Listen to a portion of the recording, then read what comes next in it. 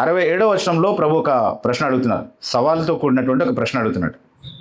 కాబట్టి యేసు మీరు కూడా వెళ్ళిపోవాలని ఉన్నారా అని 12 మందిని అడగగా, మీరు కూడా వెళ్ళిపోవాలనుకుంటున్నారా? గర్వాపసి ఉద్యమాన్ని ప్రారంభించింది నా ప్రభువే. వాడెవడో మతోన్మాది గర్వాపసి చేస్తే మనం ఏం భయపడాల్సినటువంటి అవసరం లేదు. వాడు పిలుస్తుంటే ప్రభు ఇక్కడి నుంచి అడుగుతాడు, నువ్వు కూడా వెళ్ళిపోతావా అని. వెళ్ళిపో అంతే. వద్దొద్దు బాబు, నా గురించి నీకు తెలియదా, వాళ్ళు పిలిస్తే నువ్వు వెళ్ళిపోతావా అని ప్రాధేయపడేటటువంటి ప్రభు కాదు నా ప్రభు. సవాల్ చేస్తున్నాడు, వెళ్ళిపోతే వెళ్ళిపోండి, నో ప్రాబ్లం.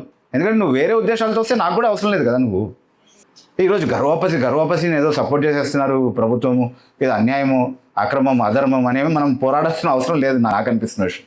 ఎందుకంటే ప్రభువు తన వారిని ఎరిగిన విధంగా తన వారు కూడా ప్రభువుని ఎరిగి ఆయన వెంబడిస్తారు.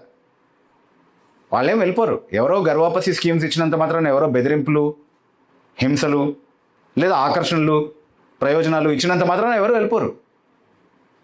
వెళ్ళిపోయే వాళ్ళని వెళ్ళిపోనిద్దాం అనేది ప్రభువు మనకు నేర్పించింది. సో గర్వాపసి గురించి మనం ఏం పెద్దగా భయపడాల్సినటువంటి అవసరం లేదు.